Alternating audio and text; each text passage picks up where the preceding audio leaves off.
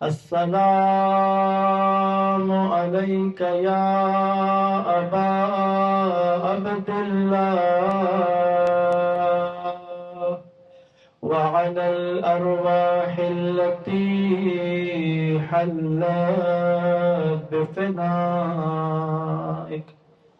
عليك مني سلام الله أبدا ما بقيت وبقي الليل والنهار، ولا جعله الله آخر العهد مني لزيارتكم.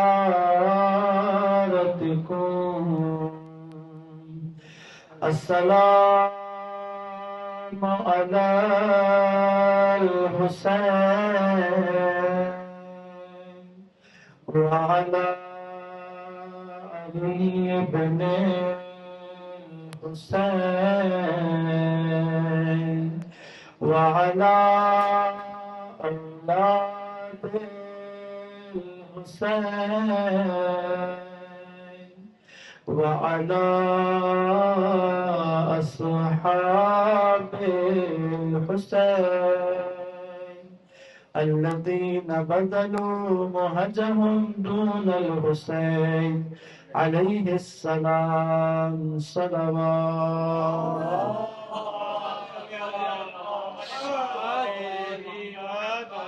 سب سے پہلے بارگاہ رب العزت میں دست دعا ہے، پروردگار ہماری اس عبادت کو اپنی بارگاہ میں قبول فرمائی، ہمیں اس عزاداری کا بہترین سے بہترین اجر عنایت فرمائی، سید الشہداء کے عزاداروں میں محشور فرمائی، بانیان مجلس کا اہتمام کرنا، آپ سب کا تشریف لانا، ہمارا حاضر ہونا، پروردگار اس پرسے کو سید کائنات کے حضور قبول فرمائیں، ہمارے لیے توشہ آخرت قرار دے۔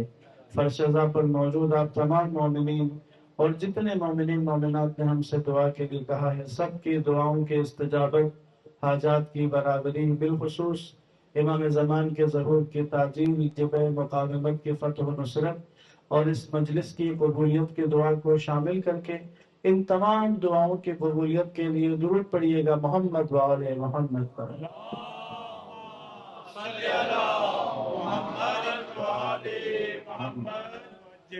عزیزان محترم، سید الشہداء علیہ السلام کے اس قیام کے بارے میں، آپ کی اس عظیم قربانی کے بارے میں کہ کیوں سید الشہداء نے اس قربانی کو پیش کیا، خود قیام امام حسین کا مقصد کیا تھا، تو اس مقصد کو بجائے اس کے کہ میں اپنے الفاظ میں یا کسی محقق کے الفاظ میں یا کسی عالم کے الفاظ میں اس میں سے بیان کیا جائے، زیادہ بہتر اور زیادہ کامل مقصد قیام امام جعفر صادق علیہ السلام نے بیان فرمایا۔ تو میں خود امام کا جو فرمان ہے، چھٹے امام نے مقاصد قیام امام حسین میں سے جو مقصد انہوں نے بیان فرمایا، اور بیان بھی اس بنیادی ترین دستاویز میں بیان کیا کہ جس کا تعلق بھی میرے اور آپ کے ایام ازاں کی ہی تہذیب کے ساتھ، اس دستاویز کا بھی اسی کے ساتھ تعلق ہے۔ ابھی الحمدللہ پروردگار کے لطف و کرم سے 40 امام حسین قریب ہے، اور 40 کے دن کے لیے چھٹے امام نے زیارت تعلیم دی ہے کہ روز 40 امام حسین کو جب سلام کرنا ہے، 40 کے دن جب سید الشہداء کی زیارت کرنی ہے، تو اس زیارت کے لیے الفاظ امام ششم نے، چھٹے امام نے مجھے اور آپ کو عطا کیے ہیں۔ تو وہ متن زیارت 40، اس زیارت 40 کے آغاز میں امام حسین کی قربانی کے مقاصد میں سے 2 مقصد امام نے بیان کیے ہیں۔ ان میں سے ایک مقصد پر آج کی اس مجلس میں چند عرائض آپ کی خدمت میں پیش کر کے آپ کی خدمت تمام کروں گا. مل کے صلوات پڑھے محمد و آل محمد.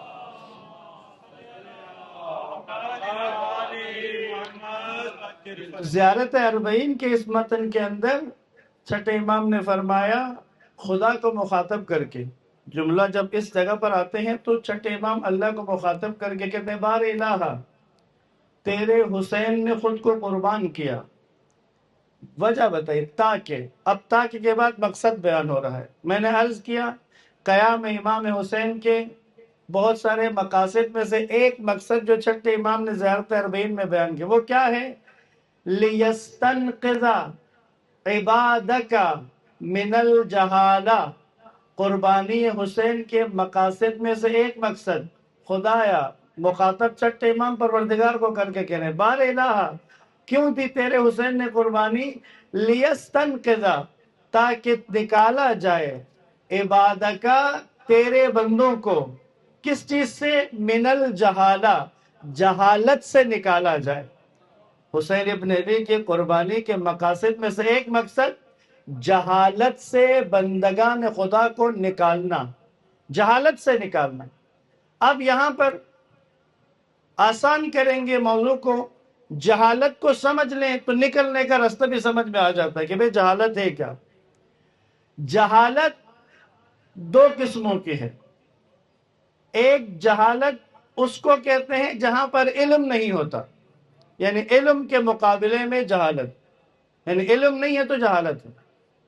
ایک جہالت کی اس سے بڑی قسم ہے، وہ عقل کے مقابلے میں جہالت ہے. جہاں پہ عقل نہ ہو تو وہاں جہالت ہوتی ہے. علم نہیں ہے یہ بھی جہالت کہلاتی ہے، لیکن عقل کا نہ ہونا بھی جہالت کہلاتا ہے. شدید کون سی ہے؟ شدید وہ جہالت ہے جو اس میں عقل نہیں ہوتی. علم کا نہ ہونا بھی ایک جہالت ہے، لیکن جب عقل نہ ہو تو یہ زیادہ شدید جہالت ہے. یہی وجہ ہے کہ امیر المومنین نے نہج البلاغہ میں ارشاد فرمایا رب عالم، کتنے ایسے صاحب علم ہیں قتلہ جہلہ کہ ان کے جہل نے ان کو قتل کر دیا. بات ہو رہی ہے اہل علم کی، علم رکھنے والے کی بات ہو رہی ہے. کتنے ایسے علم رکھنے والے ہیں کہ جن کی جہالت نے ان کو قتل کر دیا. وَعِلْمُهُ مَعَهُ جبکہ ان کا علم ان کے ساتھ تھا. لا ينفعه اس علم نے انہیں کوئی فائدہ نہیں دیا. جس جہالت کی اس حدیث میں مولا علی نے بات کی وہ وہی عقل کے مقابلے کی جہالت ہے. یعنی جہاں پہ عقل نہ ہو وہاں پہ جہالت ہے. ہو سکتا ہے کہ علم ہو سکتا ہے کہ معلومات ہو سکتا ہے کہ ڈگری ہو سکتا ہے کہ بظاہر پڑھا لکھا کہا جائے، ہو سکتا ہے کہ سمجھدار معاشرہ کہے، لیکن اگر عقل نہیں ہے تو یہ جاہل ہے، یہ جاہلیت ہے، یہ جہالت ہے. اب اگلا مرحلہ یہاں تک ہم پہنچے. اب اس کو ترتیب سے لے کے آئے. چھٹے امام نے مقصد امام حسین قیام کے مقاصد میں سے ایک مقصد بتایا کہ بندگان خدا کو جہالت سے نجات دینا. جہالت کیا ہے؟ علم نہ ہونا بھی جہالت ہے، عقل نہ ہونا بھی جہالت ہے. اور امیر المومنین کے فرمان سے سمجھ میں آیا کہ عقل کا نہ ہونا بڑی جہالت ہے.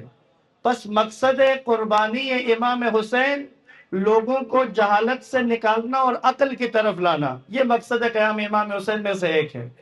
اب قضیہ حل ہو جائے گا، عقل کا معنی سمجھ میں آ جائے.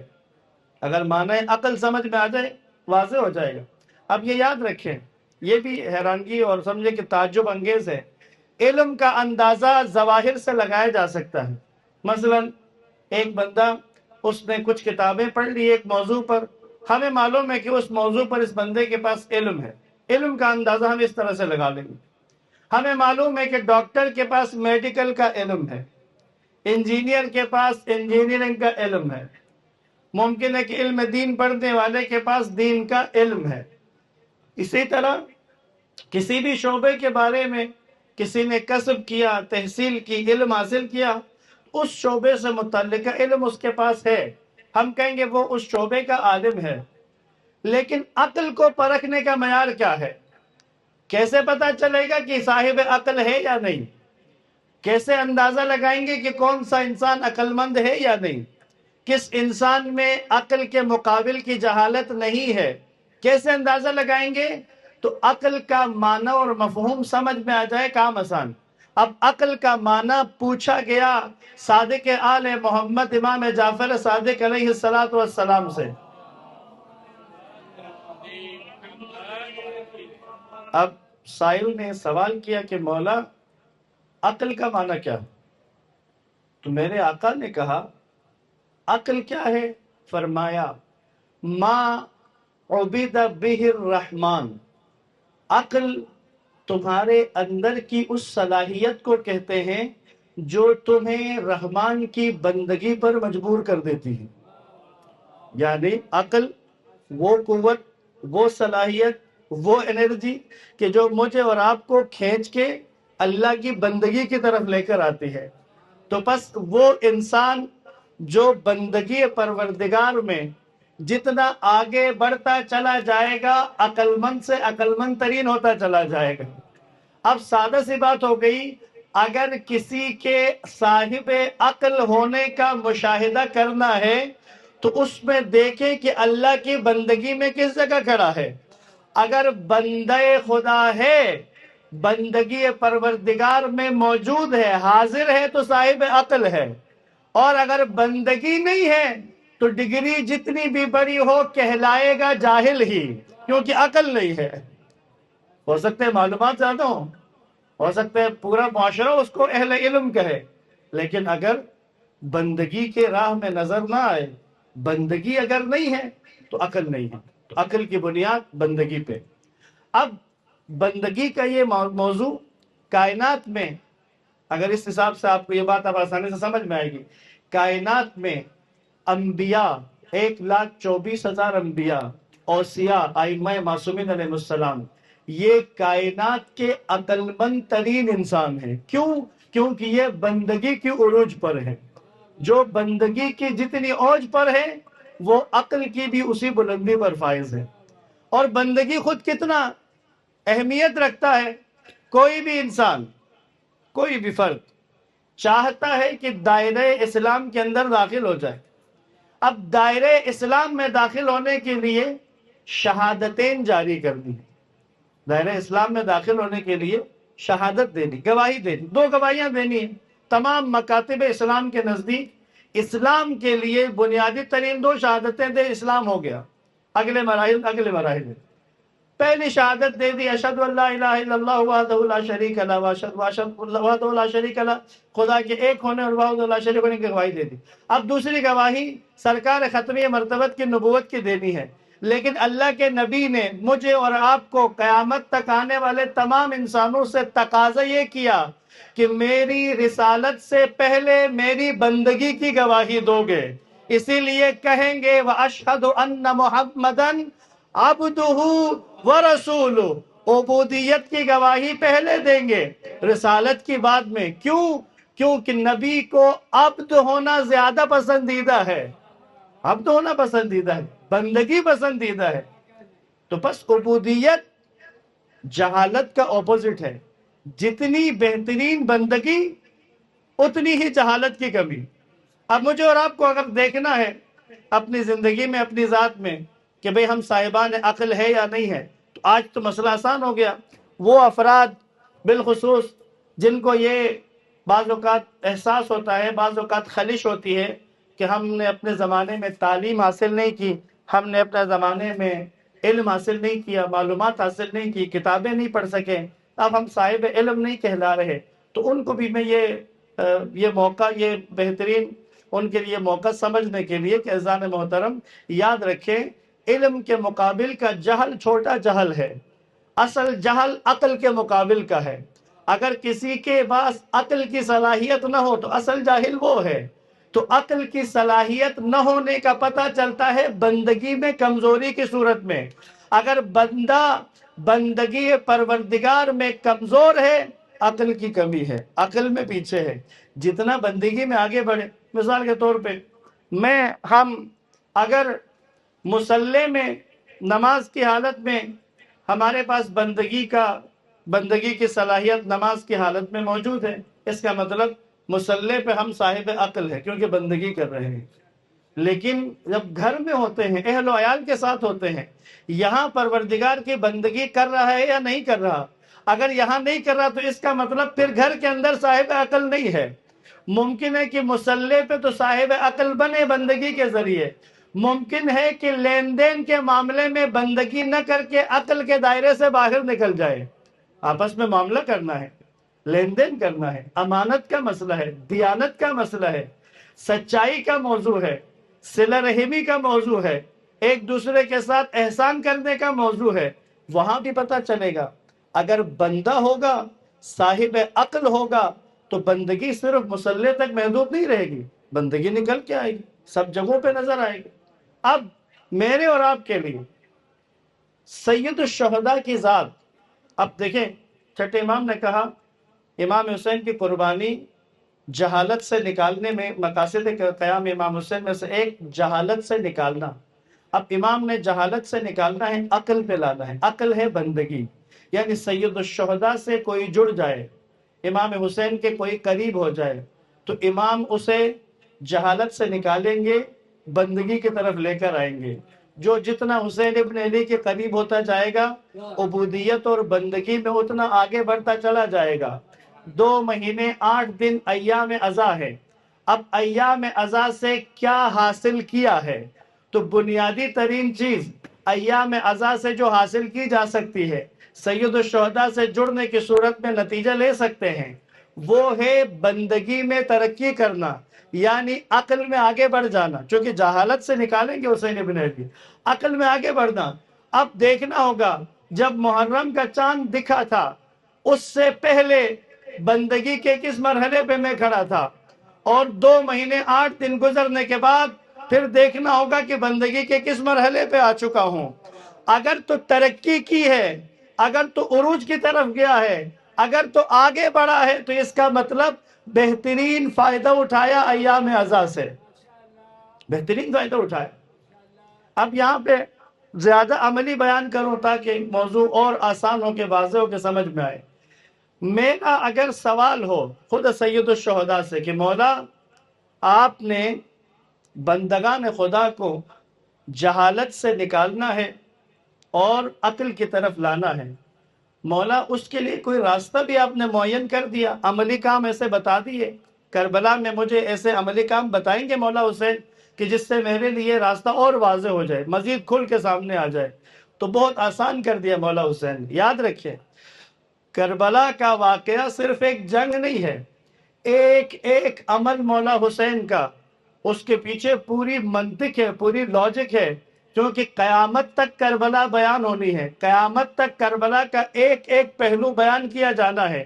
اسی لیے ایک ایک عمل کے پیچھے سید الشہداء نے پورا اہتمام کیا ہوا ہے۔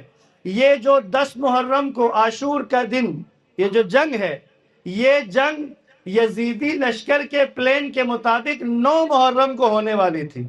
یزیدی لشکر کا، عمر سعد لعین کا، ان کا جو منصوبہ تھا اس جنگ کے لیے، وہ 9 محرم کا دن انہوں نے معین کیا تھا۔ اور 9 محرم کے دن میں جس طرح جنگ کے آغاز کے لیے اس زمانے میں لشکر کسی جنگ کا آغاز کرنا چاہیں تو طبل بجاتے تھے، بغل بجاتے تھے، اور اس کے بعد لشکروں کے آگے بڑھنے کی آواز، سپاہیوں کی آواز، نعرے، یہ سب ایک آغاز ہوتا تھا کہ وہ جنگ کے لیے آگے بڑھے۔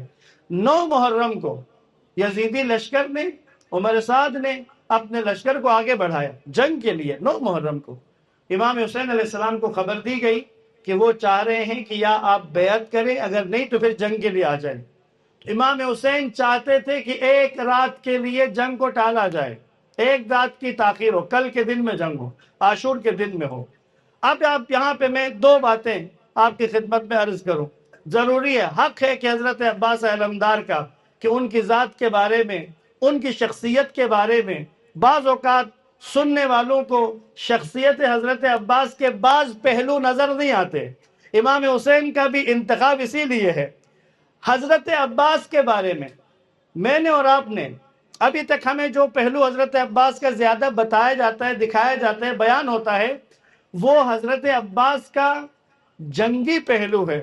وہ میدان رزم کے بہادر، سپہ سالار، پہلوان، سورما، بہترین تلوار چلانے والے، ایسے سورما کہ وہ میدان میں آ جائیں تو لشکر کوئی باقی نہ رہے. یہ ایک پہلو ہے. لیکن آپ اندازہ کریں امام حسین نے عمر سعد کا لشکر جو آگے بڑھ رہا ہے، امام نے کسی فرد کو بھیجنا ہے جو جا کر بات کرے. اب یہاں ڈائیلاگ ہونا ہے، یہاں پہ بات ہونی ہے، یہاں پر مذاکرہ ہو رہا ہے، بات ہونی ہے، جنگ نہیں ہو رہی، ابھی بات کرنی ہے، گفتگو کرنی ہے اور ایک رات کی مہلت لینی ہے.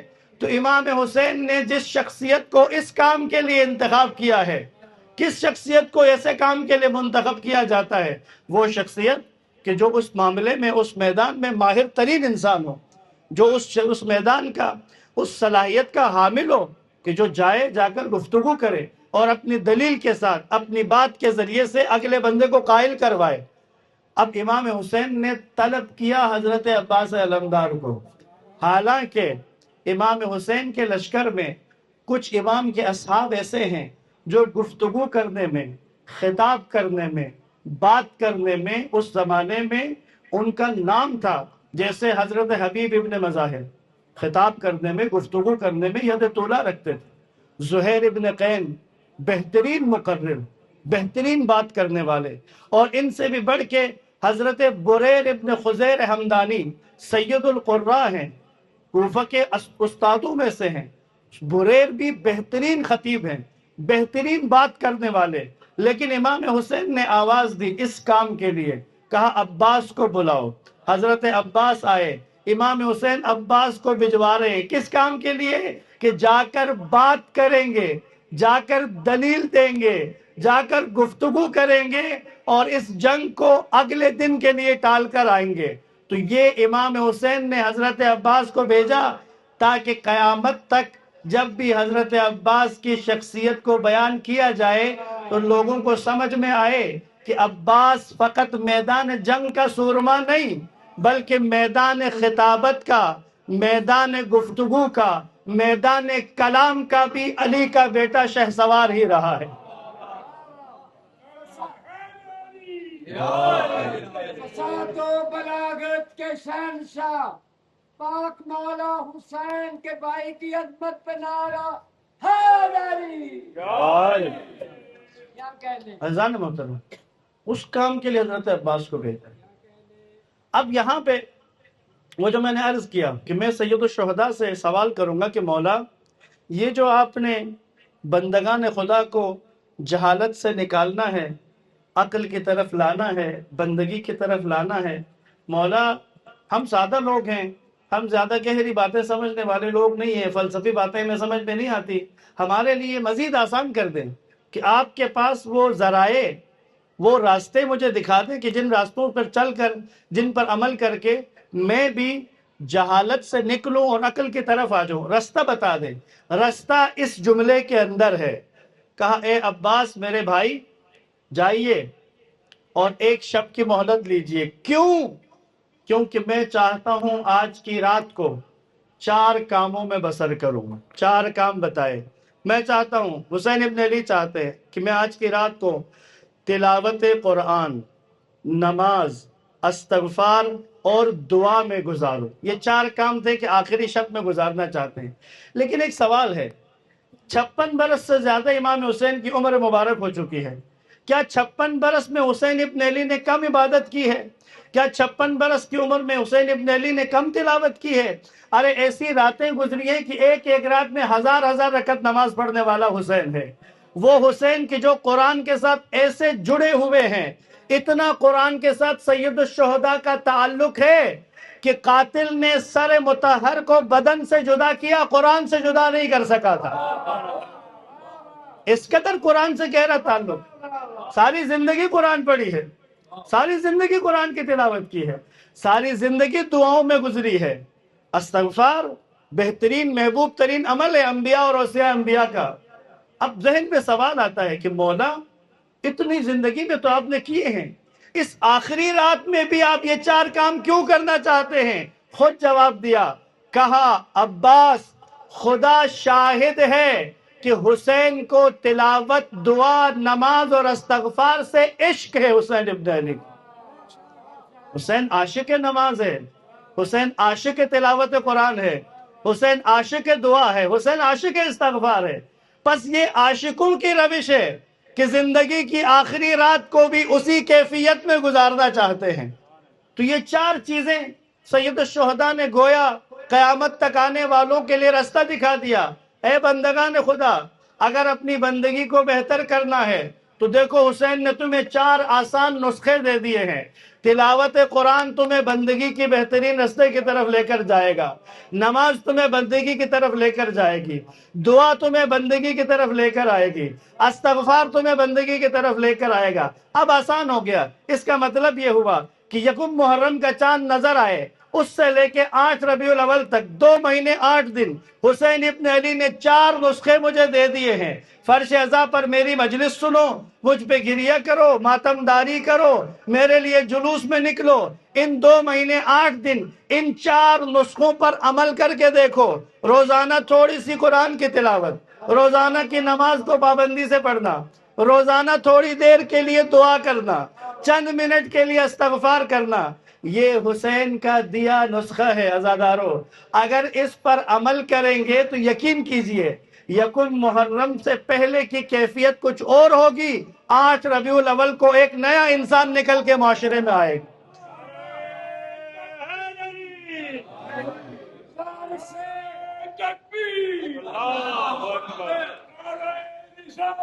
یا رسول اللہ، یا رسول اللہ.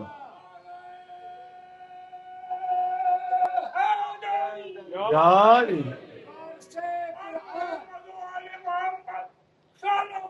اللہم صلی علی محمد وآل محمد. قرآن، قاریِ قرآن، سبحان نموز قرآن، زینت قرآن، امام عالی مقام کی ذات اقدس پر بلند تر صلوات. اللہم صلی علی محمد وآل محمد وعجل فرج. اذان محترم بالکل واضح ہو گیا، راستہ نظر آ رہا ہے، دکھ رہا ہے. چھٹے امام نے مجھے اور آپ کو بتایا کہ امام حسین کے قربانی کے مقاصد میں سے ایک مقصد کہ سید الشہداء بندگان خدا کو جہالت سے نکالتے ہیں. جہالت کون سی؟ بمقابل عقل، یعنی عقل کے مقابل جو جہالت ہے اس سے نکال کر عقل کی طرف لاتے ہیں. عقل کی طرف آنے کی نشانی کیا ہے؟ بندگی. انسان اللہ کی جس قدر بندگی کرے اتنا ہی عقل مند ہے. اب اس بندگی کا راستہ کیسے طے ہوگا؟ کون سے ایسے عناصر ہیں کہ جن کے ذریعے میں بندگی میں رشد کر سکتا ہوں؟ تو وہ سید الشہداء نے میرے اور آپ کے لیے 4 نسخے دے دیے. لکھے ہوئے نسخے ہیں، مقتل میں موجود ہیں. اور کتنا خوبصورت منظر ہوگا. سوچئے گا یہ جملہ حسین ابن علی نے کب کہا ہے؟ جب سامنے قمر بنی ہاشم کھڑے ہیں. انداز دیکھیں، یہاں پہ شمس امامت حسین، وہاں قمر بنی ہاشم کھڑے ہیں. عباس کے خوبصورت چہرے کو دیکھتے ہوئے 2 جملے کہے تھے. یہ یقین کریں حضرت عباس کی منزلت کا بھی اندازہ ہوتا ہے اس روایت کے اندر. میں نے مقتل میں یہ جملہ 3 دفعہ دیکھا ہے. ایک دفعہ 9 محرم کو اس موقع پر، 2 دفعہ عاشور کے دن صبح عاشور کے ایک موقع پہ امام نے یہی جملہ کہا ہے. پھر آخری موقع پر جب حضرت عباس اجازت طلب کرنے آئے تھے تب یہ جملہ کہا ہے. یہ جملہ 3 مرتبہ کربلا میں 9 اور 10 محرم. جملہ کیا ہے؟ کتنا بڑا ہے. اور یہ جملہ ایسا ہے کہ آج بھی حضرت عباس کے حرم میں آپ کی ذریح مطہر کی طرف جاتے ہوئے دائیں طرف دیکھیں تو بڑے سے اس طرح کے سیاہ بینر کے اوپر امام حسین کا وہ فرمان، وہ جملہ لکھا ہوا ہے. ساری دنیا کہتی ہے بِأَبِي أَنْتَ وَأُمِّي یا حسین، کہ حسین میرے ماں باپ آپ پہ قربان ہو جائے. ساری دنیا کے عاشقان حسین کہتے ہیں بِنَفْسِي أَنْتَ یا حسین، مولا ہم آپ پہ قربان ہو جائیں. آؤ حسین ابن علی نے عباس سے کیا کہا؟ منزلت و مقام دیکھیں. حضرت عباس کے گھوڑے کی لگام کو پکڑ کے زین پہ اپنا ہاتھ رکھ کے سید الشہداء نے اپنے بھائی حضرت عباس سے کہا ارکب، سوار ہو جا، بنفسی انت یا اخی، حسین تجھ پہ قربان ہو جائے عباس. اندازہ کر رہے ہیں یہ جملہ منزلت و جلالت و فضیلت حضرت عباس سمجھ میں آتی. بنفسی انت یا اخی، یہ جملہ امام حسین نے 3 مرتبہ، ایک یہ 9 محرم عاشور کے دن ظہر سے پہلے، اور آخری وقت جب حضرت عباس آئے تھے اجازت مانگی، 3 جگہوں پہ ایک جملہ، بنفسی انت یا اخی، میں تم پہ قربان ہو جاؤں میرے بھائی۔ خامس آل ابا حسین، حجت خدا حسین، زمانے کا امام حسین، ابو الفضل العباس کی منزلت فضیلت قیامت تک کے لیے رقم کر دی میرے مولا نے۔ اگر تم عباس کی منزلت اور فضیلت جاننا چاہتے ہو تو دیکھو کہ حسین کیا کہہ رہے ہیں عباس، بنفس انت یا اخی، ارکب، سوار ہو جاؤ۔ اور اب سوچیں اس موقع پہ جو جملہ کہا ہے، یہ جملہ تو ہر عاشق حسین کے دل پہ نقش ہونا چاہیے۔ دیکھیں نا، بعض اوقات جو سچویشن ہوتی ہے، منظرنامہ ہوتا ہے، اس کی وجہ سے جملے کی اہمیت بڑھ جاتی ہے۔ یہاں منظرنامہ کیا ہے؟ ایک طرف شمس امامت حسین، دوسری طرف قمر بنی ہاشم۔ جملہ کیا کہا؟ عباس خدا گواہ ہے، حسین کو تلاوت قرآن سے عشق ہے، حسین کو نماز سے عشق ہے، حسین کو دعا سے عشق ہے، حسین کو استغفار سے عشق ہے۔ ارے یہ 4 کام ہیں، حسین نے عشق اس لیے کہا کیونکہ رہتی دنیا تک اب بندگان خدا میں عاشقان حسین پیدا ہوتے چلے جائیں گے۔ یہ تو خدا کا وعدہ ہے کہ خدا نے اب قیامت تک حسین کا عشق لوگوں کے دلوں میں ڈالنا ہے، وعدہ ہے خدا کا۔ کیوں؟ حسین نے اپنا ایک دل پورے طریقے سے کامل ترین طور پر اللہ کو دے دیا تھا، اب اللہ نے بھی کروڑوں دل حسین ابن علی کو دے دیے۔ یہ جانتا تھا میرے مولا حسین جانتے تھے کہ بھی قیامت تک میرے عاشق آئیں گے، اسی لیے امام نے عاشقانہ کہا تاکہ عاشقان حسین تک پیغام پہنچے کہ اے حسین کے عاشقوں، یاد رکھنا تمہارا مولا حسین عاشق نماز ہے، تمہارا مولا حسین عاشق تلاوت قرآن ہے، تمہارا مولا حسین عاشق دعا ہے، عاشق استغفار ہے۔ کہیں ایسا نہ ہو کہ تم حسین کے راستے کی شناخت میں اشتباہ کر جاؤ۔ راستہ یہی ہے جو سید الشہداء نے دکھایا، اس راستے پر رہو گے تو نتیجہ کیا نکلے گا؟ لِيَسْتَنْقِذَ عِبَادَكَ مِنَ الْجَهَالَةِ، پھر جہالت سے نکلو گے، عقل کی وادی میں آؤ گے۔ عقل کی وادی یعنی عبودیت کی وادی، بندگی پروردگار کی وادی۔ صلوات پڑھیے گا مل کے محمد و آل محمد۔ صلی اللہ محمد وآل حق محمد۔ کا سیدھا راستہ، کربلا کربلا، حق کا سیدھا راستہ، کربلا کربلا۔ کے نعرہ حیدری۔ پس ازان محترم، اب مزید آپ کو زحمت نہیں دوں گا، میں بھی پہلی دفعہ اس وقت میں مجلس پڑھ رہا ہوں، تو مجھے بھی سعادت نصیب ہوگی پروردگار کے لطف و کرم سے کہ نصف شب میں سید الشہداء کا ذکر آج تک نہیں کیا تھا، آج موقع مل گیا، شکر خدا کا۔ کی سطح سلامتی کے لیے بلند تر صلوات۔ اللہم صلی علی محمد وآل محمد وعجل فرجہ۔ اذان محترم، پس سید الشہداء، یہ جو غم منانے کے لیے میں اور آپ آج یہاں جمع ہوئے ہیں، 35 سال چوتھے امام نے اپنے بابا کا غم منایا، لیکن اس زمانے کے حالات ایسے نہیں تھے، یعنی میرے اور آپ کے چوتھے مولا کو اس طرح لوگوں کو جمع کر کے ذکر کرنے کا موقع نہیں ملا، نہیں تھے حالات۔ 5ویں امام فرماتے ہیں عبد الملک بن مروان کا دور ایسا دور تھا، اگر کوئی بندہ چوراہے پر کھڑا ہو کر اعلان کر دیتا کہ میں کافر ہوں تو اسے کچھ نہیں کہا جاتا، لیکن کسی کے بارے میں شک بھی ہوتا کہ یہ شیعہ ہے، علی کا ماننے والا ہے، تو یا اس کا سر قلم کر دے یا اس کو زندان میں ڈال دے۔ اس طرح کا دور تھا، اسی لیے میرے اور آپ کے چوتھے آقا نے مجلس کا جو سلسلہ رکھا وہ ایسا رکھا کہ جہاں کوئی منظر نظر آتا، امام اس منظر کو دیکھ کر کربلا کا ذکر شروع کر دیتے۔ عجیب ہے، ایک مسافر تھا، مدینے کا رہائشی نہیں تھا، وہ مدینے میں آیا، کسائی کی دکان پہ کھڑا تھا، دیکھا کسائی نے جانور کو لٹایا، ذبح کرنے کے لیے تیار کیا، چھری پھیرنے لگا تھا، اچانک اس نے جانور کو ہٹایا، فوراً جانور کو اندر باڑے میں بند کر دیا، چھری بھی چھپا دی۔ یہ جو مسافر تھا یہ حیران ہو گیا کہ یہ کیا کیا اس نے جا کے کسائی سے پوچھا، بات سنو، عموماً تو جانور کو پکڑ کے گرانا مشکل ہوتا ہے، اس کو قابو کرنا، تم نے قابو بھی کیا، چھری تیار کی، لیکن ایک دم تم نے اس جانور کو ہٹا دیا، ذبح نہیں کیا۔ کسائی نے کہا لگتا ہے تم مدینے کے نہیں ہو۔ اس نے کہا ہاں، وہ جو جوان آ رہا ہے نا، اس جوان کے سامنے ہم جانور ذبح نہیں کرتے. اس نے کہا یہ جوان کون ہے؟ کہا یہ حسین کا بیٹا ہے. کہا یہ زین العابدین ہے، ہم ان کے سامنے جانور نہیں ذبح کرتے. اجرکم اللہ. پوچھا کیوں؟ کہتا ہے قصائی کہتے ہیں کیوں کہ ہم ان کے آگے جانور کو ذبح کرنے لگتے ہیں تو روک کر پوچھتے ہیں، سوال کرتے ہیں، یہ تم جانور کو ذبح کرنے لگے ہو، پانی پلایا ہے نا، پیاسا تو نہیں ہے تمہارا جانور؟ دوسرا سوال پوچھتے ہیں، چھری تیز ہے نا، چھری کم تو نہیں ہے، جانور کو تکلیف ہوگی؟ تیسرا سوال پوچھتے ہیں، کوئی جانور، زندہ جانور قریب تو نہیں ہے جو دیکھ رہا ہو اس کو ذبح ہوتا؟ کہا ہم ہاتھ جوڑ کے کہتے ہیں آقا ہم آپ کے نانا کی شریعت کے ماننے والے ہیں، ہم جانور کو پیاسا ذبح نہیں کرتے، ہم آپ کے نانا کی شریعت کو ماننے والے ہیں، ہم تیز چھری سے جانور ذبح کرتے ہیں، آپ کے نانا کی شریعت کے ماننے والے ہیں. کہا کہتے تھے کہ ہم ایک زندہ جانور کے آگے دوسرا جانور ذبح نہیں کرتے.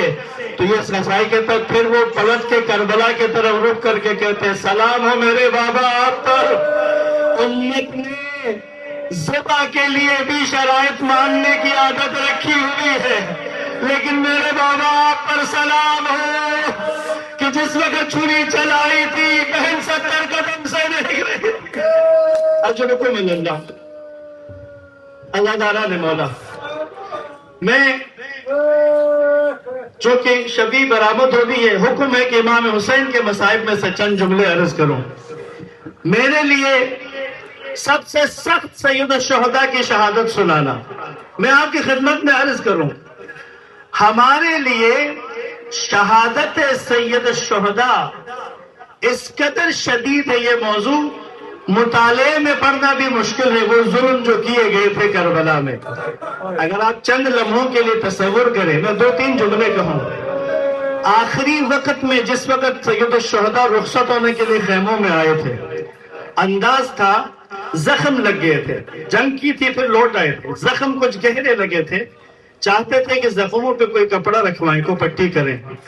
خیمے کے دروازے پر آئے، آواز دی جناب ثانیہ زہرا کو، کہا بہن کوئی کپڑے مجھے دو تاکہ زخموں پہ رکھوں. علی کی بیٹی نے کہا حسین آپ خیمے میں تشریف لائیں، میں خود اپنے ہاتھوں سے پٹی کروں زخموں. آج پڑھوں گا میں انشاءاللہ. کہا بھائی آپ خیمے میں آئیے میں خود کروں. کہا بہن کچھ گہرے زخم ہیں، میں نہیں چاہتا کہ تم ان زخموں کو دیکھو. کہا حسین آپ جانتے ہیں نا جس وقت بابا کی پیشانی پہ ضربت لگی تھی، میں ہی تھی کہ جس نے گھر پہ باپ کے زخم کو دھویا تھا، میں ہی تھی کہ جس نے پیشانی کے زخم پہ پٹی بنی. اے حسین آپ کو یاد ہے نا جب بھیا حسن کے جنازے سے تیر نکالے جا رہے تھے، میں ہی تو تھی کہ جو ساتھ کھڑی تھی جبل صبر بن کر.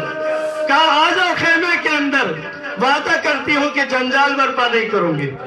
داخل ہوئے، پورے اطمینان کے ساتھ صبر کے ساتھ علی کی بیٹی نے بھائی کے زخموں پہ پٹی باندھی ہے، پورے اطمینان کے ساتھ، گریہ کیے بغیر. لیکن عزادارو جب پٹیاں ہو گئی ہیں تو سید الشہداء نے کہا بہن مجھے کوئی پرانا لباس لا کر دو. جو ہی کہا نا پرانا لباس لا کر دو، علی کی بیٹی خاک پر بیٹھ گئی ہے، مٹی کربلا کی اٹھا کے سر میں ڈالنے لگی. سید الشہداء نے کہا ارے ابھی اتنی بہترین صبر کرنے والی میری بہن ایک دم کیا ہوا؟ تو علی کی بیٹی کہنے لگی بھیا اماں زہرا کی وصیت یاد آ گئی. اماں نے مجھے کہا تھا زینب جس وقت حسین پرانا لباس مانگے سمجھنا آخری مرتبہ حسین کو دیکھ رہی ہوگی. کیا وقت جدائی آ گیا حسین؟ بھیا وقت جدائی آ گیا. عزادارو وصیتیں کی ہیں کر کے خیموں سے، خیمے میں سب خواتین سے ودا ہو کر سید الشہداء خیمے سے باہر نکلے. اب مزید تفصیل سے نہیں پڑھنے لگا، بیٹھ گئے زلجنا پر. خیام کی ترتیب ایسے ہے کہ پہلے مرحلے پہ خانوادہ عصمت و طہارت کی خواتین کے خیمے ہیں، اس کے بعد بنی ہاشم کے جوانوں کے خیمے ہیں، اس کے بعد اصحاب کے خیمے لگائے گئے تھے. امام کا زلجنا اپنے جناب زینب کے خیمے سے نکلا ہے، بنی ہاشم کے جوانوں کے خیموں کے پاس جا کے زلجنا کے قدم رک گئے. نہیں معلوم سید الشہداء کو کیسے ذوالجلال نے اشارہ کیا ہوگا. حسین کی نگاہ زمین کی طرف گئی تو دیکھا کہ 4 سالہ معصومہ نے خود کو سنوں سے لپٹایا ہوا ہے. ندا دے رہی ہے ذوالجلال تھوڑی دیر کے لیے رک جا، مجھے بابا سے ملنا ہے. رک گیا ذوالجلال، نیچے آئے مولا. یہاں 2 جملے سنو. حسین نے 4 سال کی بچی کی تربیت کس اوج پر کی ہے. سکینہ کو اٹھا کر کہا میری بیٹی کس چیز نے تجھے خیمے سے باہر نکالا ہے، کیوں خیمے سے باہر آئی؟ کہا بابا آخری دفعہ مجھے اپنے سینے سے لگا کر جانا، بابا آخری دفعہ سینے سے لگا لو. اب سنو کہ حسین کی تربیت. سکینہ اگر بابا کے گلے ہی لگنا تھا خیمے سے باہر کیوں آئی ہو؟ خیمے میں ہی بابا کے گلے لگ جاتی. سنو عزادارو، سکینہ نے کہا بابا آپ نے کہا تھا یتیموں کے دل کمزور ہوتے ہیں. بابا خیمے میں یتیم بچے موجود تھے. بابا میرے دل نے نہیں چاہا کہ میں ان یتیم بچوں کے سامنے اپنے بابا کے گلے لگوں. بابا یتیموں کا خیال کیا ہے. اجرکم اللہ عزادارو. اٹھا کے سکینہ کو اپنے سینے سے لگایا. ہائے حسین کا زخمی سینہ. سکینہ نے اپنا سر رکھا ہے، آنکھیں بند کی ہیں. تھوڑی دیر کے بعد آنکھیں کھول کے سکینہ کہتی ہے بابا مجھے اتار دیں، میں خیمے میں چلے جاتی ہوں، آپ جلدی سے میدان میں چلے جائیں. مولا نے کہا ارے سکینہ ابھی تو بابا کو روک رہی تھی، اب کیا ہوا؟ جملہ سنو گے عزادارو. سکینہ نے کہا بابا آپ کے سینے پر سر رکھ کر جو ہی میں نے آنکھیں بند کی تو میں نے دادی زہرا کو فریاد کرتے ہوئے دیکھا. دادی مجھ سے کہہ رہی تھی سکینہ میرے بچے کو نہ روکو، میرا حسین بڑا پیاسا ہے، میرا لال بڑا زخمی ہے. بس 2 جملے اور عزادارو، 2 جملے میں شبی برآمد کرواتا ہوں. 2 جملے اور. جس وقت ذوالجلال کو لے کے گئے بہترین جنگ کی ہے، ایسی جنگ کی کہ لشکر یزید کی صفحے پلٹ کے رکھتی ہے. لیکن عزاداران مولا کربلا میں ندائے غیبی بلند ہونا شروع ہو گئی. یا ایتھا النفس المطمئنہ ارجعی الی ربک راضیۃ مرضیہ. حسین اب کیفیت کیا ہے؟ ذوالجلال پر میرا مولا سوار ہے، لیکن حالت یہ ہے کبھی دائیں طرف جھکتے ہیں کبھی بائیں طرف جھکتے ہیں. لیکن حسین کو وہ منظر چاہیے جو اما زہرا نے تیار کی ہے. ماتم حسین